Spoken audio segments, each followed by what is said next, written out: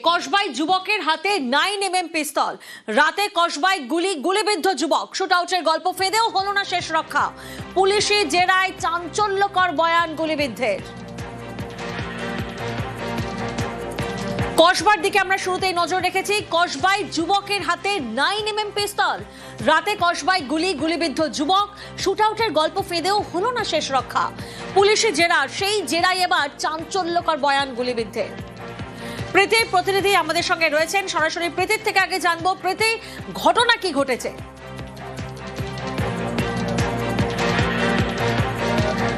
দেখো, আমরা ইতিমধ্যে দাঁড়িয়ে রয়েছি কসবার প্রান্তিক পল্লী 107 নম্বর ওয়ার্ডের মধ্যে পড়ে এবং গতকাল রাতে একটি শুটআউটের ঘটনা ঘটে এমনটাই প্রাথমিকভাবে জানা গিয়েছিল এবং যে যুবকের গুলি লাগে তার হাতে, তাকে রুবির এক বেসরকারি হাসপাতালে ভর্তি করা হয়।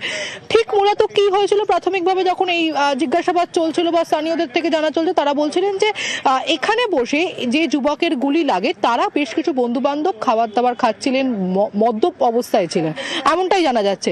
এবং তার পরিবারের সঙ্গে যখন আমরা কথা বলি, তারা বলেন যে এই যুবক রক্তাক্ত অবস্থায় 11টা থেকে 11:30টার সময় বাড়িতে ছুটে যান এবং তারপরে তাকে ভর্তি করা হয় হাসপাতালে। তবে এই ঘটনার তদন্তে নামে কসবা থানার পুলিশ এবং পরবর্তীতে পুরো বিষয়টা কিন্তু স্পষ্ট হয়ে যায়।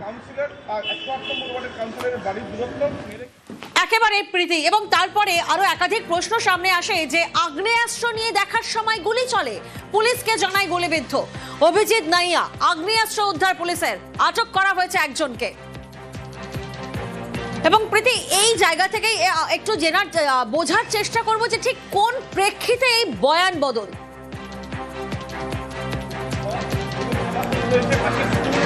দেখো, তোমাকে প্রথম দিকে বলছিলাম যে এটাকে শুটআউটের ঘটনা সাজানো হচ্ছিল এবং প্রাথমিকভাবে এই যুবক যখন হাসপাতালে যায় এবং সেই হাসপাতাল থেকে পুলিশে খবর দেওয়া হয়, পুলিশের তরফে যখন প্রাথমিক জিজ্ঞাসাবাদ শুরু হয় তখন এই যুবক সে বয়ানে জানায় যে দুজন অজ্ঞাত পরিচয় দুষ্কৃতী মুখে হেলমেট পরে এবং ফুল মাস্ক হেলমেট পরে বাইকে করে এসে তার সামনে বন্দুক উঁচিয়ে থাকে এবং কথা কাটাকাটিতে এই গুলি চলে যায় এবং এই দুজন ব্যক্তি বা দুষ্কৃতীকে সে তাদেরকে চেনে না। পুলিশের এই পুরো বিষয়টা সন্দেহ হয় এবং এই সন্দেহ থেকে জিজ্ঞাসাবাদ আরো দীর্ঘতর হয় এবং টানা জিজ্ঞাসাবাদের পর যে যুবক যে আহত হয় সে কিন্তু বয়ানে স্বীকার করে নেন যে এই পিস্তল তারা খুঁজে পেয়েছিলেন এবং এই পিস্তল তারা 3 জন মূলত ছিলেন ইতিমধ্যে, যাদের মধ্যে একজনকে গ্রেফতার করা হয়েছে, তার বন্ধু ওরফে বাবাই, এই বাবাইকে। এবং সে কিন্তু স্বীকার করে নেয় যে শুটআউটের কোনো ঘটনা নয়, পিস্তল পাওয়া গিয়েছিল 9mm পিস্তল। সেই 9mm পিস্তল ঘাটাঘাটি করতে গিয়ে কোনোভাবে গুলি চলে যায় এবং তারপরে সে আহত হয়। তার মানে শুটআউট নয়, নিজেদের মধ্যেই এই গুলি চালানোর ঘটনা ঘটেছে। দিদি কি বলছেন শোনাবো আপনাদের। ভাই দৌড়ে দৌড়ে আসছে, ওর হাতে দেখছি ব্লাড পড়ছে, তখন আমরা বুঝতে পারিনি কী করে হয়েছে না হয়েছে। তো আমরা তাড়াতাড়ি ওকে হসপিটালে নিয়ে গেলাম, নিয়ে গিয়ে দেখালাম, তো বলছেন ওরা গুলি লেগেছে। তখন এমনই পরিস্থিতি ছিল তো ম্যাম, আমরা জিজ্ঞেস করার বিয়েতে ছিলাম না, তখন আমরা ভাবছিলাম কখন ওকে ভালো করে মানে ঠিক করবো, কী করবো এইসব। ওর প্রত্যেক দিন বন্ধুদের সাথে বসেন, যেরকম বসে আড্ডা মারে, গল্প করে, গেম খেলে, সেরমই খেলছিল, হঠাৎ দেখছি এরকম হয়ে গেছে। মদের আসর বসেছিল কি কোনো? না, বেশি বয়স না, মদ একদমই যে বলবো না খায় না, হয়তো কোনো কিষান পারপাসে খেয়ে নেয়, বাট কালকে খেয়েছিল না।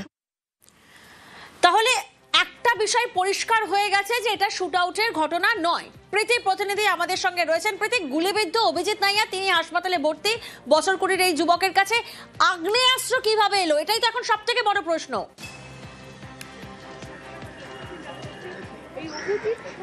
স্বাভাবিকভাবে এবং প্রাথমিকভাবে যুবক এবং তার পরিবারের সদস্যরা তারা কিন্তু বলছিলেন যে তারা এই বিষয় সম্পর্কে অবগত নন, কারণ হয়তো তাদের কাছেও এই খবর ছিল যে তার ছেলে কি করেছে এবং সেই বিষয় সম্পর্কে অবগত ছিল।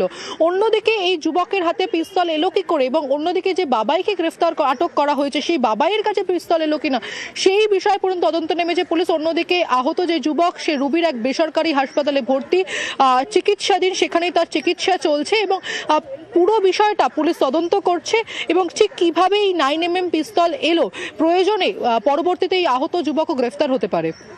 অর্থাৎ স্পষ্ট যে কসবার এই ঘটনা শুটআউটের ঘটনা নয়, আগ্নেয়াস্ত্র নিয়ে দেখার সময় আচমকায় গুলি চলে, এমনটাই পুলিশকে জানায় গুলিবিদ্ধ অভিজিৎ নাইয়া।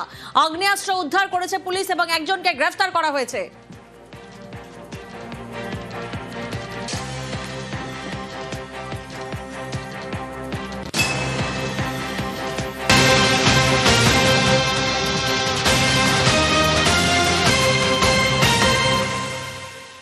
হোয়াইট হাউসের কাছে গুলি, ওয়াশিংটন ডিসিতে সেখানে 2 ন্যাশনাল গার্ডকে গুলি। হোয়াইট হাউসের কাছে গুলিবিদ্ধ 2 জন ন্যাশনাল গার্ডের 2 সদস্যের আঘাত গুরুতর। ন্যাশনাল গার্ডের পাল্টা গুলিতে জখম হামলাকারী আফগান নাগরিক রেহমানুল্লাহ লখনওয়াল। যে খবরে এই মুহূর্তে আমরা নজর রেখেছি, হোয়াইট হাউসের কাছে গুলি, ওয়াশিংটন ডিসিতে সেখানে 2 ন্যাশনাল গার্ডকে গুলি। হোয়াইট হাউসের কাছে গুলিবিদ্ধ 2 জন ন্যাশনাল গার্ডের 2 সদস্যের আঘাত গুরুতর। ন্যাশনাল গার্ডের পাল্টা গুলিতে জখম হামলাকারী। প্রতিনিধি মৈত্রী আমাদের সঙ্গে রয়েছেন। মৈত্রী, কি জানা যাচ্ছে?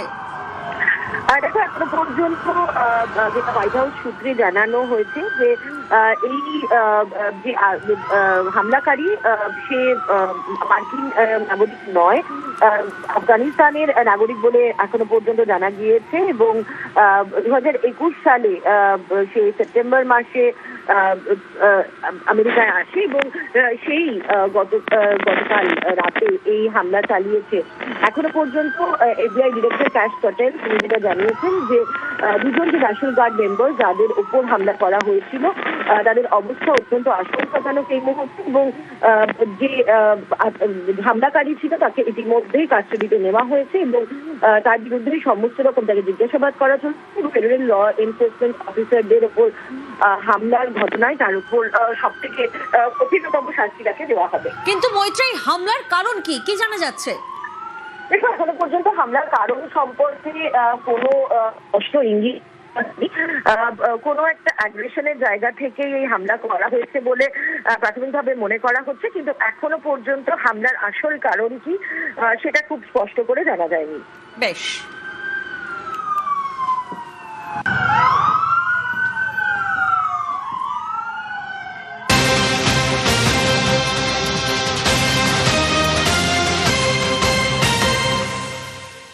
আর এবার নজর রাখবো আমরা হংকং এর দিকে। হংকং এর বহুতলে বিধ্বংসী আগুন, হংকং এর ওয়াং ফুক কোর্টের বহুতলে আগুন, ভয়াবহ আগুনে দগ্ধ হয়ে মৃত কমপক্ষে 44 জন। হংকং এর অগ্নিকাণ্ডে নিখোঁজ প্রায় 300 জন। যে ছবি এই মুহূর্তে আপনারা দেখছেন, হংকং এর একটি বহুতল, সেখানে বিধ্বংসী আগুন, হংকং এর ওয়াং ফুক কোর্ট, আর সেখানেরই বহুতলে আচমকাই আগুন। সেই আগুনে দগ্ধ হয়ে মৃত্যু হয়েছে কমপক্ষে 44 জনের। হংকং এর এই অগ্নিকাণ্ডে নিখোঁজ প্রায় 300 জন।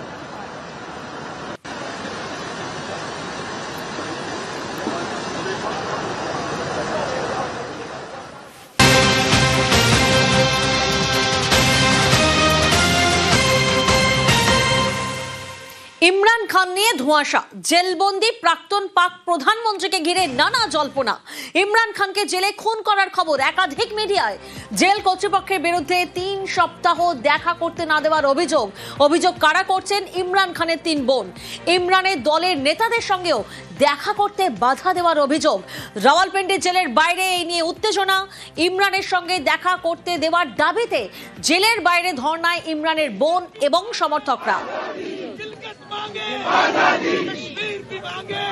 ये हम आपके सामने ये एक कारकुन पीटीआई के खड़े हैं जिनकी एक टांग कट गई थी। तो ऐसे इमरान खान के पास ये लोग हैं। आपने बाकी जमातों में देखा होगा कोई ऐसा ना जज्बा है ना ऐसी चीज है। वो बिरयानी खाते हैं और चले जाते हैं, पैसे लेते हैं और चले जाते हैं। कभी नहीं हुआ कि वो लोग किसी वजह से किसी लीडर के लिए आए। और इमरान खान पूरे पाकिस्तान के लिए खड़े हैं और पूरा पाकिस्तान की आवाम इमरान खान के साथ खड़े। পানীয় জলের স্বনির্ভরতার পথে এবার উত্তর হাওড়া। 280 কোটি টাকায় পানীয় জলের প্রকল্প, 15 কিলোমিটার পাইপলাইনের কাজ শেষের মুখে। সত্যবালা এলাকায় গঙ্গার জল শোধনের ব্যবস্থা। দেবাশিস প্রতিনিধি আমাদের সঙ্গে রয়েছেন। দেবাশিস, এই পরিকল্পনা বা এই প্রকল্প জেরে ঠিক কত ওয়ার্ডের বাসিন্দারা তারা উপকৃত হলেন? দেখো, মূলত উত্তর হাওড়ায় প্রায় 14টি ওয়ার্ড রয়েছে হাওড়া পুরসভার, যাদেরকে কিন্তু নির্ভর করতে হতো হাওড়া পুরসভার জল প্রকল্প পদ্মপুকুর জল প্রকল্পের উপরে। কিন্তু পদ্মপুকুর জল প্রকল্প থেকে জল আসতে প্রায় 7 কিলোমিটার রাস্তা বা পাইপলাইনের মধ্যে দিয়ে সেইখানে জল আসতো, ফলে সেখানে পর্যাপ্ত পরিমাণে জল না আসা, অন্যদিকে জলের গুণগত মান সেটা নিয়েও কিন্তু বারবার প্রশ্নচিহ্ন উঠছিল। দীর্ঘদিন ধরে উত্তর হাওড়ার মানুষের একটা দাবি ছিল যে তাদের একটা জল প্রকল্প সেখানে হোক। 2021 সালে ভোটের পর প্রথম উত্তর হাওড়ার বিধায়ক গৌতম চৌধুরী মুখ্যমন্ত্রীকে একটি লিখিত আবেদন জানায়। সেই আবেদন অনুযায়ী 2021 সালের শেষের দিকে সেই কাজ শুরু হয়। এই কাজ 2026 সালের প্রথমের দিকে হয়তো শেষ হয়ে যাবে বলে মনে করছেন। অর্থাৎ আগামী গ্রীষ্মকালে কিন্তু সাধারণ মানুষ এই উত্তর হাওড়ার জল প্রকল্প থেকে জল পাবে।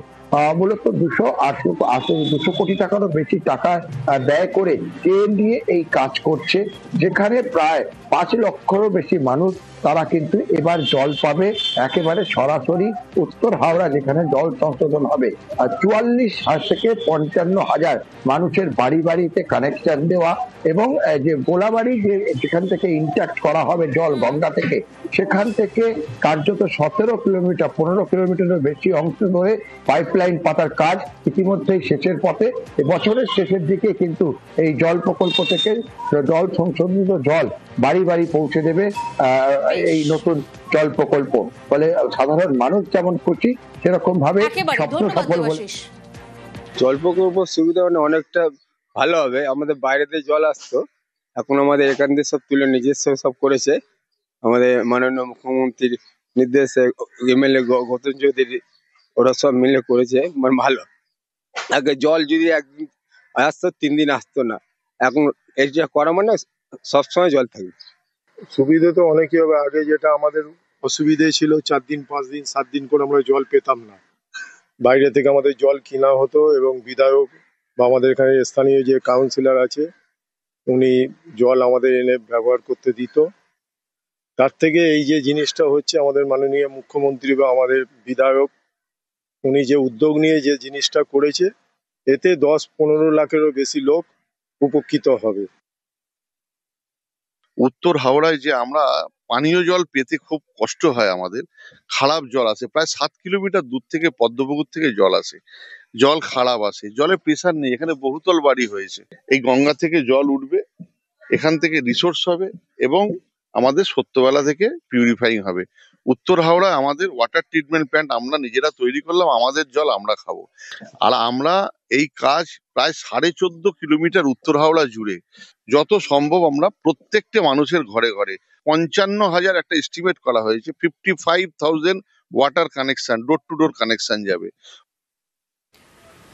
আর এবার দেখাবো সবজি চাষের মরশুম, আর সেই মরশুমে সারের কালোবাজারি। জলপাইগুড়িতে সারের কালোবাজারির অভিযোগ, মহকুমা শাসকের নেতৃত্বে টাস্ক ফোর্সের হানা। জলপাইগুড়ির একাধিক সার দোকানে অভিযান। শান্তনু প্রতিনিধি আমাদের সঙ্গে রয়েছেন। শান্তনু, কৃষি দফতরের তরফ থেকে কি কি পদক্ষেপ নেওয়া হচ্ছে? দেখো, গত সপ্তাহ ধরেই কিন্তু কৃষি দপ্তরের তরফ থেকে একাধিক বৈঠক করা হয়েছে। সার বিক্রেতা, বীজ বিক্রেতাদেরকে সতর্ক করা হয়েছে, কারণ জেলা জুড়েই কিন্তু আলু থেকে শুরু করে শীতকালীন সবজি চাষ শুরু হয়েছে। আর এই মরশুমে প্রতি বছরই কালোবাজারির অভিযোগ ওঠে। এই বছর কিন্তু আগের ভাগেই পদক্ষেপ সিদ্ধান্ত নেয় টাস্ক ফোর্স এবং মহকুমা শাসকের নেতৃত্বে কিন্তু টাস্ক ফোর্স জলপাইগুড়ি বিভিন্ন বাজারে বিশেষ করে সার এবং বীজের বাজারগুলোতে হানা দিচ্ছে। গতকাল রাতে আমরা দেখেছিলাম মন্ডলঘাট এলাকায় কিন্তু একাধিক সারের দোকানে হানা দিয়েছেন টাস্ক ফোর্সের প্রতিনিধিরা, যার নেতৃত্বে ছিলেন সদর মহকুমা শাসক নিজে। এবং আজ সকাল থেকে সদর ব্লকের একাধিক জায়গায় বিভিন্ন দোকানগুলোতে হানা দিচ্ছেন টাস্ক ফোর্সের আধিকারিকরা। বিশেষ করে ব্যবসায়ীদের সাথে কথা বলছেন, বিভিন্ন কাগজপত্র খতিয়ে দেখছেন এবং কোনো রকম অভিযোগ যদি কানে আসে সেক্ষেত্রে পদক্ষেপেরও হুঁশিয়ারি দেওয়া হচ্ছে তাদেরকে। প্রশাসনের যেটা পরিষ্কার বক্তব্য, কৃষকরা যাতে সরকার নির্ধারিত মূল্যেই সার এবং বীজ পেয়ে থাকেন তা নিশ্চিত করার জন্য এই অভিযান। বিভিন্ন জায়গা থেকে কালোবাজারি অভিযোগ হচ্ছে, বিশেষ করে একসাথে ব্যবসায়ী তারা সার মজুত করে ব্যবসা করছেন এবং তার সেক্ষেত্রে তারা দাম বাড়িয়ে দিচ্ছেন বলে অভিযোগ এসছে। সেই অভিযোগ খতিয়ে দেখছে কিন্তু একের পর এক অভিযান এবং জেলা জুড়ে আগামী কয়েকদিন ধরে কিন্তু অভিযান চলবে বলে প্রশাসনের তরফে জানানো হয়েছে। বিশেষ করে জলপাইগুড়ি সদর ব্লক, রাজগঞ্জ এবং ময়নাগুড়ি সমস্ত এলাকা জুড়ে অভিযান চলবে বলে টাস্ক ফোর্সের পক্ষ থেকেও জানানো হয়েছে।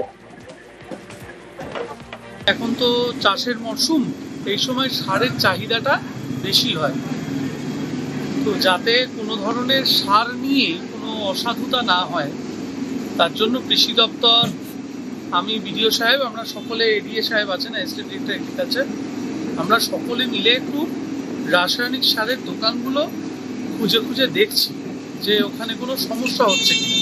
ওখানে দাম বেশি নেওয়া হচ্ছে। আমরা চাইছি যে চাষি ভাইরাও যদি মনে করেন আমাদেরকে গোপনে একটু খবরটা দিন, তাহলে আমরা উপযুক্ত ব্যবস্থা নিতে পারবো।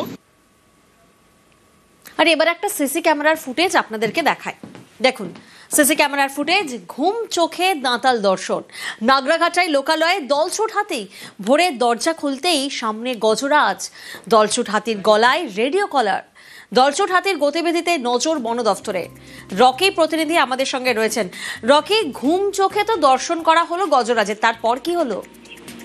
দেখো, তোমাকে প্রথমে বলে রাখতে চাবো, ঘুম থেকে উঠেই কিন্তু সাত সকালে দুয়ারে দেখে একটি দলছুট দাঁতাল হাতি দাঁড়িয়ে রয়েছে। আর রীতিমতো আতঙ্ক ছেড়ে পড়ে নাকাঘাটা ব্লকের অন্তর্গত লোকসান এলাকায়। গণেশ শেট্টি নামে এলাকার এক ব্যক্তি প্রথমে হাতির গর্জন শুনতে পায়। যখন সকালবেলা তিনি দরজা খুলে দেখেন যে কোথা থেকে হাতির আওয়াজ আসছে, সেই দরজা খুলে দেখতে পান যে একদম জোরের মধ্যে দাঁড়িয়ে রয়েছে একটি দাঁতাল হাতি, যার গলার মধ্যে একটি কিছু একটা ঝোলানো রয়েছে। এরপর তিনি ভালো মতো দেখতে পান যে গলার মধ্যে একটি বেল পরানো রয়েছে এবং হাতিটি দীর্ঘক্ষণ সেখানে থাকার পর কিন্তু পাশের একটি জায়গায় আশ্রয় নেয়। এরপর এলাকার বাসিন্দারা এবং বনকর্মীরা সেখানে পৌঁছে সেই হাতিটিকে জঙ্গলে ফেরানোর জন্য চেষ্টা চালায়। বন দপ্তর সূত্রে যেটা জানানো হয়েছে, হাতির গতিবিধির উপরে নজর রাখতেই 5 বছর আগে সেই রেডিও কলার পরানো হয়েছিল বা ওই দলছুট দাঁতাল হাতির গলায়, এবং তার মাধ্যমে তার গতিবিধির উপরে নজর রাখা হয়। প্রিয়াঙ্কা, বেশ।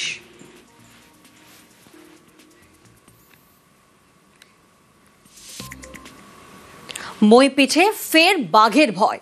বাঘের পায়ের ছাপে এলাকায় আতঙ্ক। ঘটনাস্থলে মইফিট উপকূল থানার পুলিশ। বাঘ ধরতে বন দফতরকে খবর দেওয়া হয়। অর্পণ প্রতিনিধি আমাদের সঙ্গে রয়েছেন। অর্পণ, এলাকাবাসী তারা তো আতঙ্কে রয়েছেন, ঠিক কি কি পদক্ষেপ নেওয়া হচ্ছে?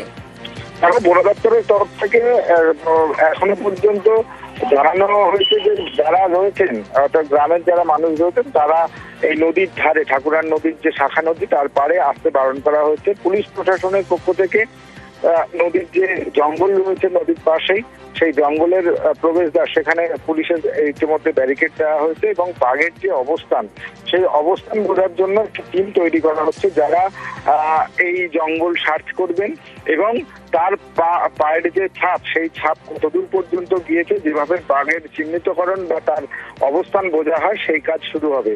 ইতিমধ্যেই সকালে যে বাঘের পায়ের ছাপ লক্ষ্য করার পরেই মইপিট জুড়ে একটা আতঙ্ক সৃষ্টি হয়েছে। সেই আতঙ্ক থেকে মানুষজনকে তাদেরকে সজাগ করা হয়েছে যে তারা নদীর ধারে না যায়, এবং বন দপ্তর তাদের কাজ চালিয়ে যাচ্ছেন। বাঘের অবস্থান স্পষ্ট হলেই তাকে নিজের জঙ্গলে অথবা তাকে খাঁচাবন্দি করার ব্যবস্থাও করা যেতে পারে। তবে এখন সব থেকে বড় কাজ বাঘের অবস্থান, সেটা নজর রাখবো হাওড়ার ডোমজুরের দিকে। সেখানে সলপে একটি বাইকের শোরুমে চুরি, আর সেই ছবি ধরা পড়েছে সিসি ক্যামেরার ফুটেজে। দেখুন, বাইকের শোরুমে চুরি, সিসি ক্যামেরার ফুটেজ, চুরির ঘটনা, ক্ষতিগ্রস্ত এখানকার একাধিক বাইক। ঘটনার তদন্তে ডোমজুর থানার পুলিশ। দেবাশিস প্রতিনিধি আমাদের সঙ্গে রয়েছেন।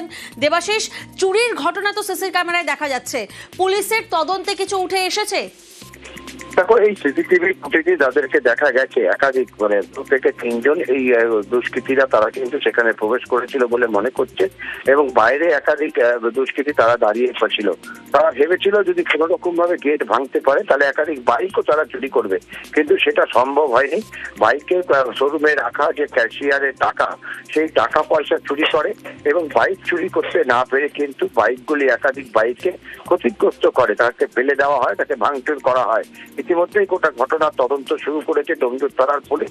সিসিটিভি ফুটেজ ধরে দুষ্কৃতীদের শনাক্তকরণের কাজ শুরু হয়েছে এবং একাধিক জায়গায় তল্লাশি শুরু হয়েছে। এখানে গাড়ি তো কিছু সেরকম নিয়ে যেতে পারিনি, গাড়ি এখানে ফেলে ঢুকেছে, ঢুকে যত ডয়ার ঘেটে যত ক্যাশ ছিল, বাইরে ভিতরে যা ক্যাশ ছিল সব ক্যাশ গুলো নিয়ে গিয়েছে। কিছু না হলেও 2.5 থেকে 3 লাখ টাকার ক্যাশ হবে। টাকা ছিল, ডকুমেন্টস ছিল, চেকবুক এইগুলো সব ছিল, সব নিয়ে গিয়েছে।